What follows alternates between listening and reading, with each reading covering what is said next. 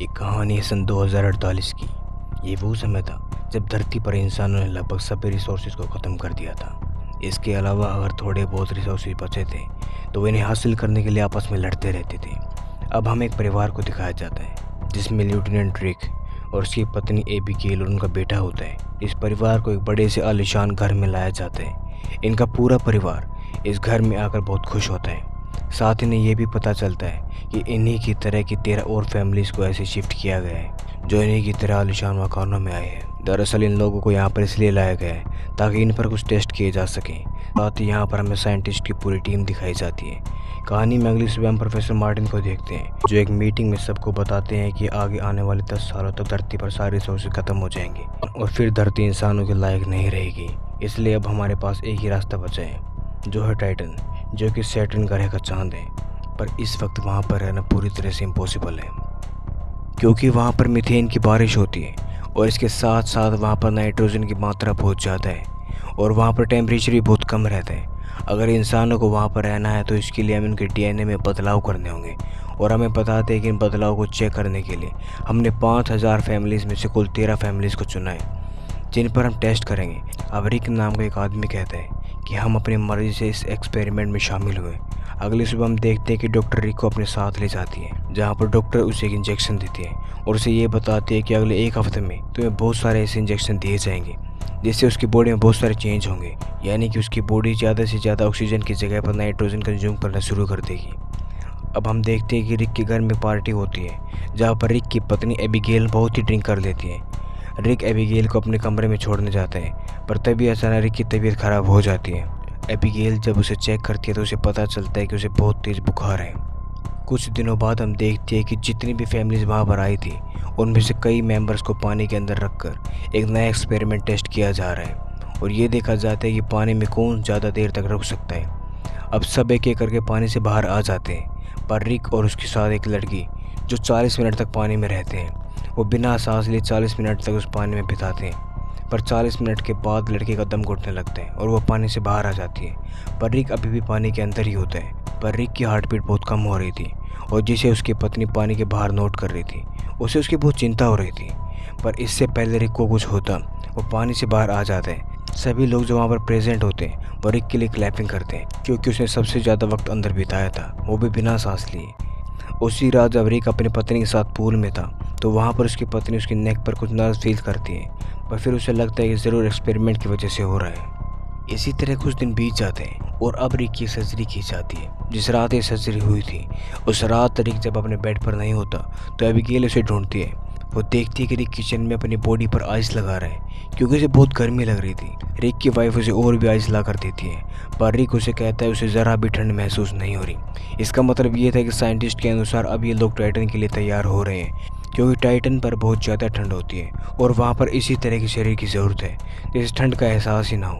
पर अब हमारे सामने एक बड़ा चैलेंज होता है जो कि मीथेन और नाइट्रोजन का होता है। इसीलिए अब इन्हें मीथेन के साथ पानी में तैरने को कहा जाता है। इसके साथ साथ इन्हें मास्क भी पहनने को दिए जाते हैं जिसमें से नाइट्रोजन निकलती है।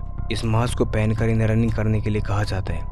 ये सब साइंटिस्ट इसलिए कर रहे थे क्योंकि वो उन लोगों को बहुत जल्दी टाइटन पर भेजने वाले थे। इसी तरह दिन गुजरते जाते हैं और फिर एक दिन जब ये बाथरूम में होते हैं तो वहाँ पर रिक नोटिस करता है कि उसके बाल उड़ रहे हैं। साथ ही एक और लड़के के बाल भी ऐसे ही झड़ रहे होते हैं। ये सब समझ जाते हैं ये सब एक्सपेरिमेंट की वजह से हो रहा है।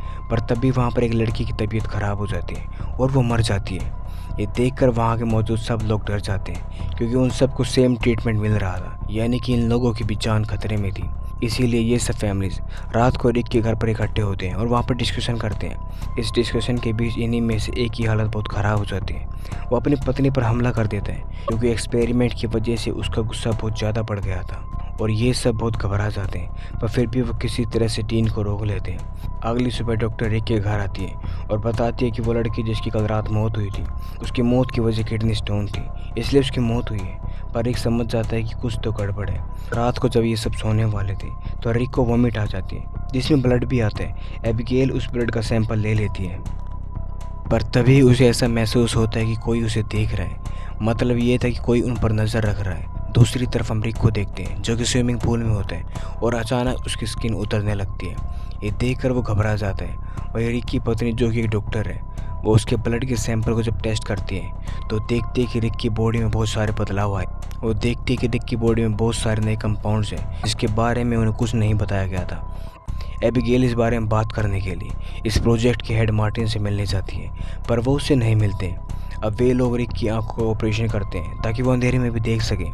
इस तरह ऑपरेशन के बाद जब रिक घर आता है तो उसकी आंख से खून निकलने लगते हैं। एबिगेल जल्दी से रिक को डॉक्टर के पास ले जाती है और वहाँ उसे डॉक्टर मार्टिन भी मिलते हैं। वो उनसे सवाल करती है, पर डॉक्टर मार्टिन उनकी किसी बात का कोई जवाब नहीं देते और वहाँ से चले जाते हैं। रात को जब एबिगेल घर आती है तो वो देखती है कि उनके पड़ोसी डीन के घर के बाहर मिलिट्री खड़ी है। दरअसल डीन इतना ज़्यादा अग्रेसिव हो गया था कि उसने अपनी पत्नी को मार डाला था। साथ ही उसकी बॉडी में बहुत सारे चेंज हो गए थे।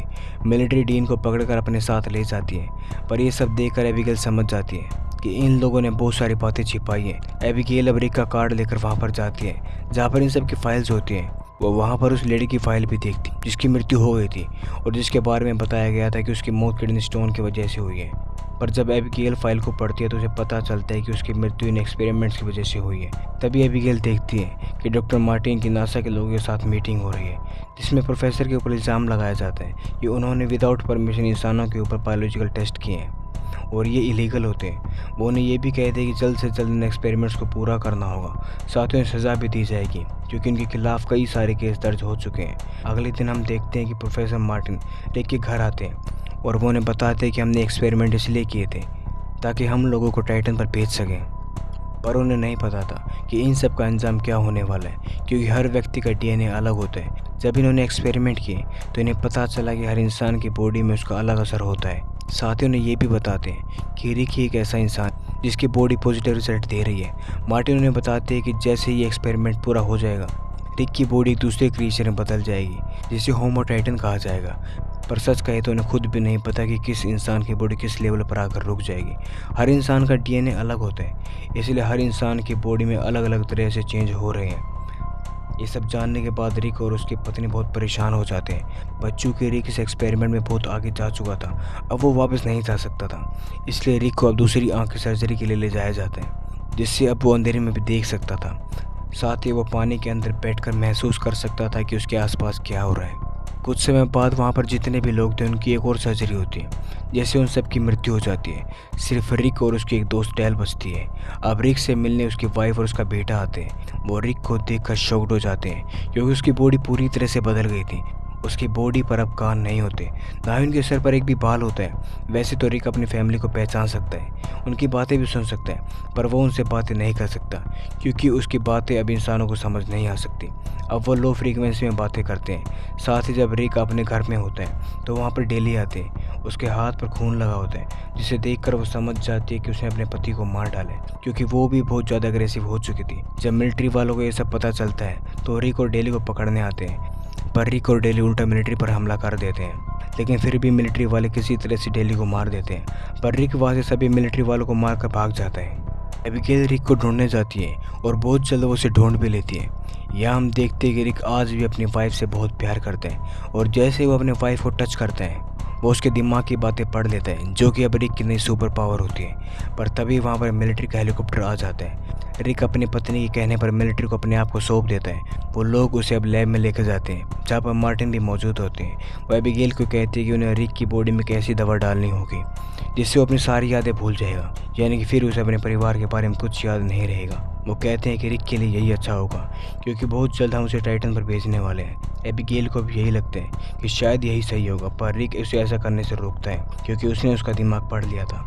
पर अफसोस वो रिक की बात नहीं समझ पाती और फिर वो उसकी बॉडी में वो दवा इंजेक्ट करने के बाद अपने बेटी और डॉक्टर के साथ वहाँ से चली जाती है। पर रिक मिलिट्री वालों पर हमला कर देता है और उन्हें मार देता है और अपने घर वापस आ जाता है। दरअसल एबिगेल ने उसकी बॉडी में दवाई इंजेक्ट की नहीं थी, वो नहीं चाहती थी कि वो उन्हें छोड़कर जाए। वैसे तो रिक की बॉडी में बहुत सारे चेंज हो गए थे, लेकिन रिक अपनी फैमिली के लिए हार्मफुल नहीं था। वो अपनी फैमिली के पास आकर बहुत खुश होता है, वो अपनी फैमिली को बहुत प्यार करते हैं। पर तभी वहाँ पर बहुत सारे सोल्जर आकर रिक को चारों तरफ से घेर लेते हैं और तभी वहाँ पर मार्टिन आकर एबिगेल को बताते हैं कि रिक अब कभी दोबारा इंसान नहीं बन सकता, ना ही वो अर्थ पर जी सकता है। ये बातें अब एबिगेल को समझ आ जाती हैं, इसलिए वो रिक को कहती है कि तुम्हारा यहाँ से जाने का वक्त आ गया है और फिर उसे टाइटन ग्रह पर भेज दिए जाते हैं। कुछ दिन बाद प्रोफेसर मार्टिन को गिरफ्तार कर लिया जाता है क्योंकि उन्होंने जो भी किया था ये सभी लीगल था। उनकी लैब को अब डॉक्टर श्रेया और एबिगेल संभालती है। ये अब यहाँ पर रिसर्च करके कुछ आसान तरीके ढूंढने की कोशिश करते हैं जिससे इंसान टाइटन पर रह सके। एक रात एबिगेल का बेटा उसे बाहर आसमान में दिखाता है। वो दिखाता है कि देखो आसमान कितना साफ है, और वहीं हमें टाइटन पर एबिगेल को भी दिखाया जाता है। वो खुद को वहाँ पर अच्छे से एडजस्ट कर चुका था। और इसी के साथ ही कहानी यहीं पर ख़त्म हो जाती है।